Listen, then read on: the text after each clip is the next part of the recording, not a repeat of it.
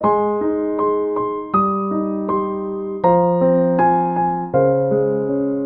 वालेकुम, मेरा नाम साइम रियाज है। I am a fitness nutrition educationist and I have been implementing the knowledge of nutrition and body's internal healing mechanisms over a couple of years.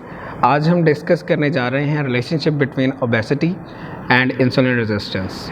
इस relation को study करने के लिए हमें सबसे पहले कुछ पैरामीटर्स को अंडरस्टैंड करना पड़ेगा। उसकी मिसाल मैं कुछ इस तरह से दूंगा कि एक गाय या जो एक भैंस होती है, उसे हम सारी उम्र क्या चीज़ खिलाते हैं। हमारा मेन गोल उसका हजम बढ़ाना होता है।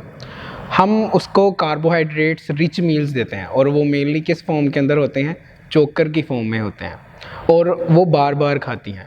एक बहुत बड़ी मिसकंसेप्शन हमारे अंदर ये पाई जाती है कि जब भी वेट लॉस जर्नी स्टार्ट की जाती है तो हम फैट्स को अपना दुश्मन बना लेते हैं और कार्बोहाइड्रेट्स के बारे में हमें इल्म ही नहीं होता, जबकि असल कल्प्रिट, असल मुजरिम जो है वो कार्बोहाइड्रेट है, और स्पेशली प्रोसेस्ड कार्बोहाइड्रेट्स जो हमारे मील्स में इस तरह छुपा होता है कि हमें उसका अंदाज़ा तक नहीं होता। सबसे पहले हमें ये समझना पड़ेगा कि वेट गेन होता कैसे है। वेट गेन करने के लिए एक one of the main anabolic hormone जो हमारी बॉडी प्रोड्यूस करती है वो है इंसुलिन।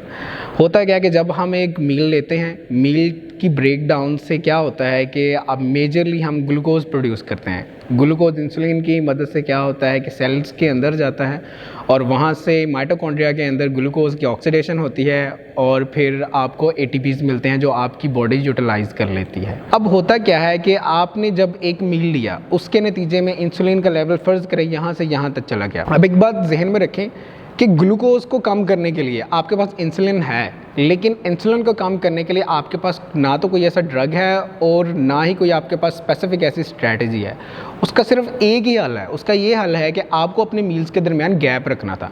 लेकिन हमने आज क्या किया, हमने पहले ब्रेकफास्ट किया, ब्रेकफास्ट के बाद स्नैकिंग की, स्नैकिंग के बाद लंच किया, लंच के बाद फिर स्नैकिंग की, स्नैकिंग के बाद फिर हमने डिनर किया, और फिर even some time before bed भी। और वो लोग जो रात भर काम करते हैं उन्हें रात भर खाने की भी आदत होती है। हुआ क्या कि इंसुलिन यहाँ थी, फिर आपने फ्रिक्वेंट मील लिया, यहाँ गई, फिर फ्रिक्वेंट मील लिया, यहाँ गई, और बढ़ते बढ़ते इंसुलिन जो है वो बढ़ती गई। अब आपकी बॉडी और आपका डीएनए आपकी बॉडी को इस तरह डिज़ाइन किया गया है कि वो कम खाकर ज़्यादा मशक्क़त करने के काबिल है।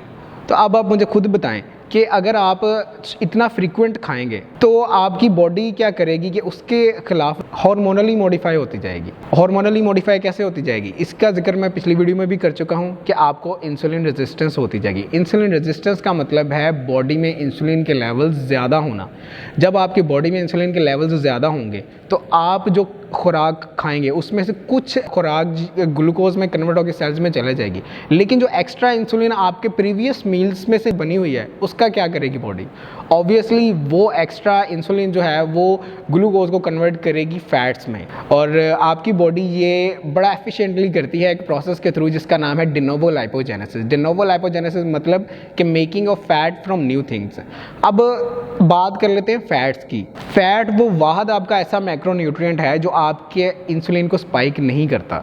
अब देखिए ना, एंटीबायोटिक रेजिस्टेंस किस वजह से हुई। हमें ये पता है कि एंटीबायोटिक रेजिस्टेंस इस वजह से होती है कि आप ज़्यादा इस्तेमाल करते हैं या बेवजह इस्तेमाल करते हैं एंटीबायोटिक्स का, और जो बैक्टीरिया है उसके खिलाफ क्या हो जाते हैं, रेजिस्टेंस हो जाते हैं। उसी तरह इंसुलिन रेजिस्टेंस किस वजह से हो रही है, इंसुलिन रेजिस्टेंस इस वजह से हो रही है कि आपकी बॉडी के अंदर इंसुलिन के लेवल्स ज़रूरत से ज़्यादा है और हमारे पास कोई ड्रग नहीं है इंसुलिन के लेवल्स को नीचे लाने के लिए, सिवाय खाने के दरमियान वक्फे रखने के और या फास्टिंग रोज़े रखने या पानी वाले रोज़े रखने को इम्प्लीमेंट करने के। एक बात और जहन में रखें कि अगर आप ऑलरेडी इंसुलिन रेजिस्टेंस हो चुके हैं, और स्पेशली वो लोग जो ऑलरेडी मोटापे का शिकार हैं, उनके अंदर इंसुलिन के लेवल इस हद तक बढ़ चुके होते हैं कि उनके अंदर इंसुलिन को कम करने के लिए उनको ज़रूरत से ज़्यादा खुराक से दूर रहना पड़ता है। तो इंसुलिन रेजिस्टेंस की जर्नी का अख्ताम मैं यहीं पर करूँगा, लेकिन एक बात जहन में रखें कि इंसुलिन रेजिस्टेंस की वजह से ओबेसिटी होती है, ना कि ओबेसिटी की वजह से इंसुलिन रेजिस्टेंस है।